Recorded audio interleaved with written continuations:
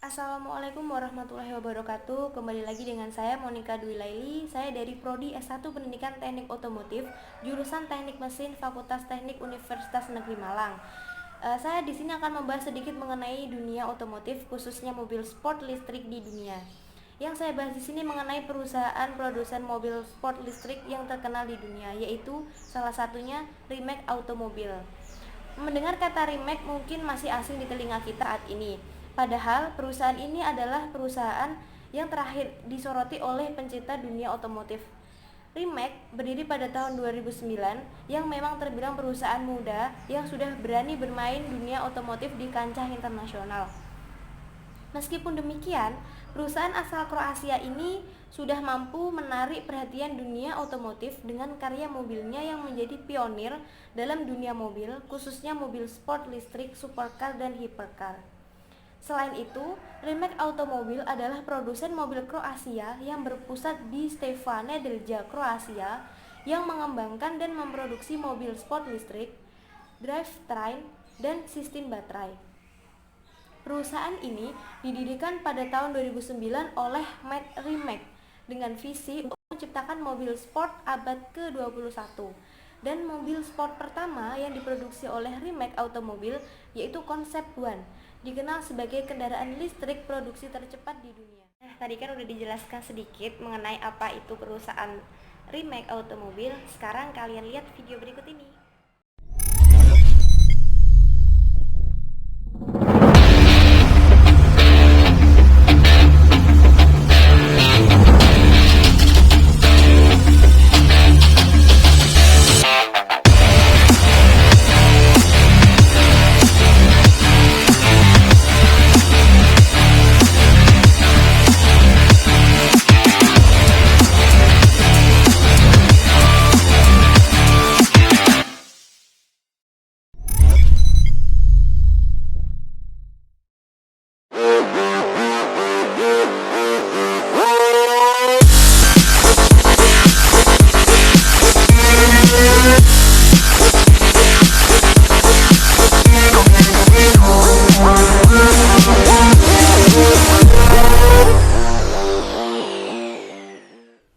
Nah, bagus bukan mengenai video yang tadi saya tayangkan?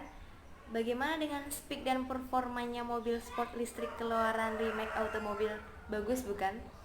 Nah, itu merupakan salah satu mobil sport listrik keluaran Rimac Automobile. Dan sekarang saya akan membahas sedikit mengenai sejarah singkat Rimac Automobile itu sendiri. Tadi memang sudah saya jelaskan mengenai sedikit sejarah Rimac Automobile. Jadi di sini saya akan menjelaskan ulang dan menjelaskan secara detail mengenai sejarah Rimac Automobile. Rimac Automobile adalah produsen mobil Kroasia yang berpusat di Steva Nedelja, Kroasia, yang mengembangkan dan memproduksi mobil sport listrik, drivetrain, dan sistem baterai. Perusahaan ini didirikan pada tahun 2009 oleh Matt Rimac dengan visi untuk menciptakan mobil sport abad ke-21. Mobil pertama ciptaan Rimac Automobile adalah Concept One, dikenal sebagai kendaraan listrik produksi tercepat di dunia. Sementara memproduksi dan memasarkan kendaraan berkinerja tinggi di bawah merek mereka sendiri, Rimac juga mengembangkan dan memproduksi paket baterai, sistem drivetrain, dan kendaraan lengkap untuk perusahaan lain.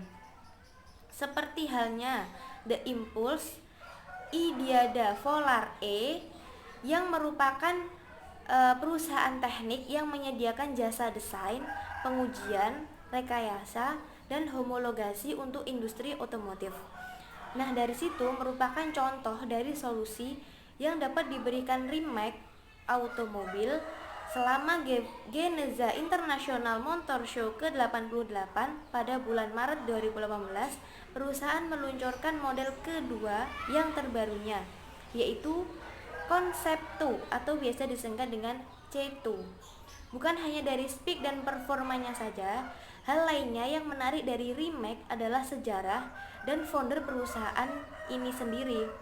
Rimac berasal dari sejarah atau nama perusahaan ini diambil dari nama Matt Rimac asal Kroasia yang lahir pada tahun 1988. Yang mengesankan lagi, dia usianya sangat muda. Ia sudah mampu membuat mobil hypercar One Cup.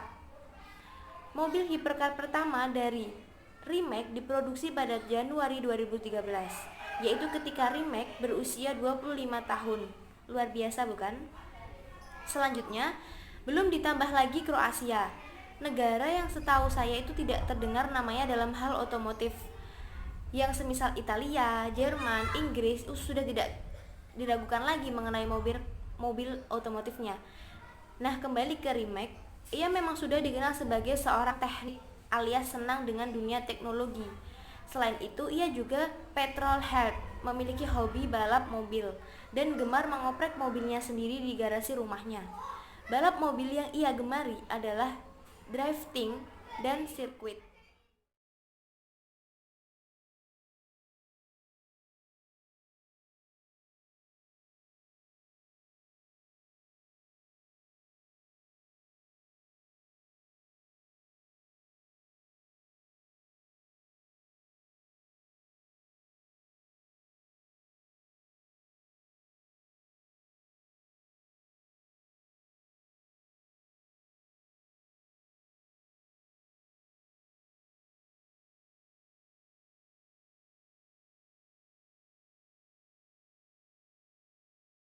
Oke, tadi udah dilihat kan gimana speaknya, gimana performanya, sampai sejarah singkatnya dari Rimac Automobil juga udah dijelaskan ya kan. Nah sekarang nggak hanya tinggal di situ aja, kita lanjut ke desain, manufaktur, sama teknologi yang digunakan di Rimac Automobil. Apa aja sih desainnya, gimana aja sih teknologinya, apa aja gitu. Nah nanti kita bahas di sini. Nah, langsung aja. Untuk desainnya, desain mobil listrik yang digunakan Rimac Automobil itu berawal dari mobil tua BMW E30 tahun 1984 milik Matt Rimac yang mengalami kecelakaan, sehingga mobil tersebut diubah atau dioprek sendiri oleh Matt Rimac menjadi mobil sport yang terbaik. Setelah melewati 5 kali penyempurnaan, Rimac akhirnya berhasil mengubah E30-nya menjadi sebuah mobil listrik dengan spek mesin setara supercar yang bernama Green Monster. Nama mobil tersebut memiliki power sebesar 600 HP dan torsi sebesar 900 nanometer, dan untuk waktu tempuhnya 1/4 mil sebesar 11,808 detik. Kencang banget kan? Nah itu desain yang digunakan. Kemudian selain itu beberapa juga manufaktur yang telah dilakukan oleh Matt Rimac untuk mendesain mobil listriknya menjadi lebih baik. Kemudian untuk teknologi yang digunakan, Matt Rimac menggunakan beberapa teknologi yang diperbaruinya, seperti mobil listrik yang digunakannya itu dari sistem baterai. Selain itu juga menggunakan horsepower yang sangat kencang, kemudian torsi yang sangat besar. Selain itu juga banyak banget yang diperbarui oleh Matt Rimac untuk mobil listriknya, seperti dipersenjatai 4 elektrik mobil motor pada setiap rodanya yang menghasilkan power sebesar 1888 HP dan torsi 1600 nanometer. Selain itu, teknologi lain yang ada dalam Rimac Automobil yaitu dilengkapinya baterai sebesar 90 kW lithium nikel magnesium cobalt oxide, yang mana ketahanan baterai ini adalah 330 km untuk 1 kali charger. Selain itu, teknologi lain yang ada dalam Rimac Automobil adalah sistem drivetrain mobil listrik.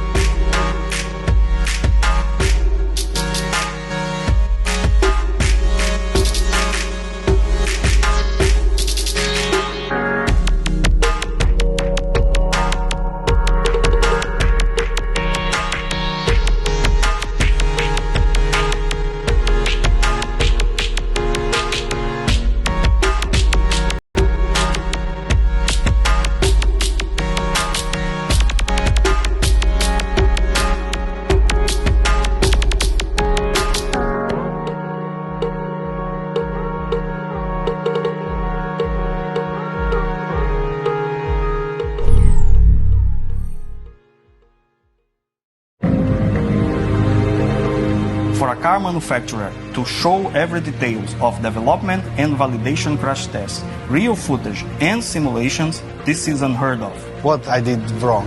What went wrong? Mate is losing money. I'm losing my job about this. Global homologation is a tremendous task for a small car manufacturer. The fact that Rimac decided to follow this path for a full-fledged global homologation for C2 speaks for itself.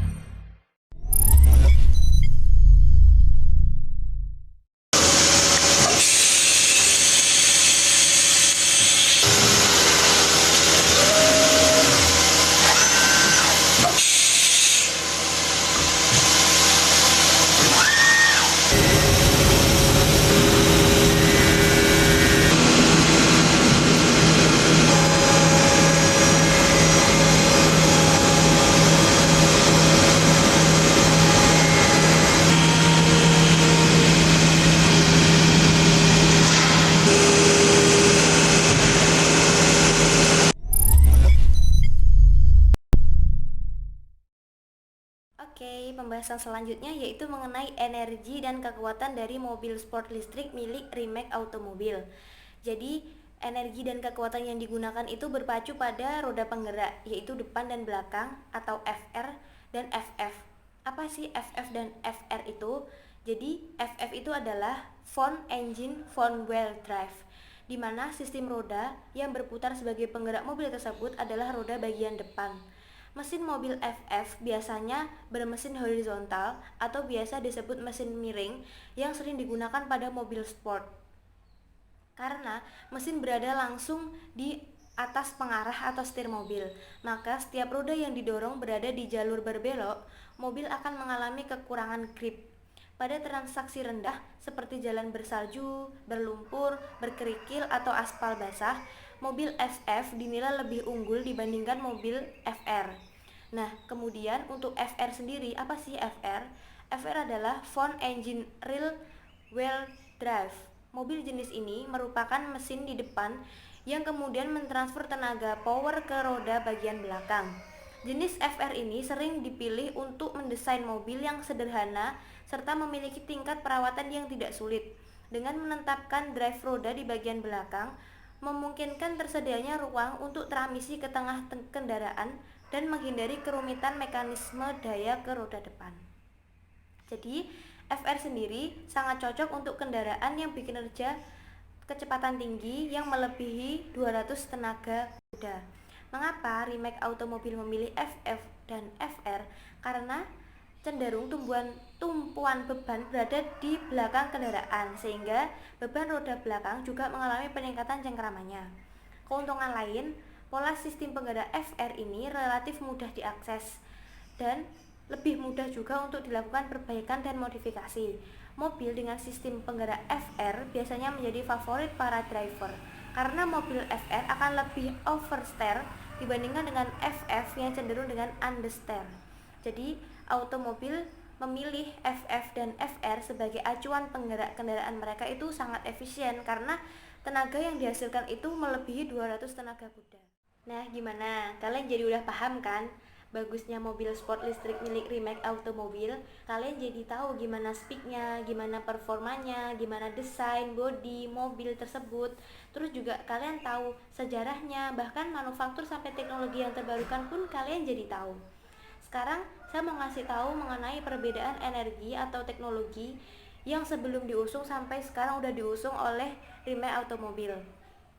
Jadi perbedaannya itu hanya terjadi pada sistem energi dan kekuatannya saja, yaitu pada 4 elektrik motor yang terdapat pada roda depan dan roda belakang, depan bodi dan depan belakang bodi mobil tersebut. Jadi yang menjadi berbeda itu hanyalah sistemnya. Jadi sistemnya itu dimodifikasi, diperbarui, tidak menciptakan yang baru. Jadi Rimac Automobil itu lebih memodifikasi karena cermin dari BMW E30 miliknya awal itu dia direnovasi atau dimodifikasi menjadi Concave One dan kemudian menjadi mobil kancah pertama yang menghasilkan listrik tercepat atau produksi jalan tercepat.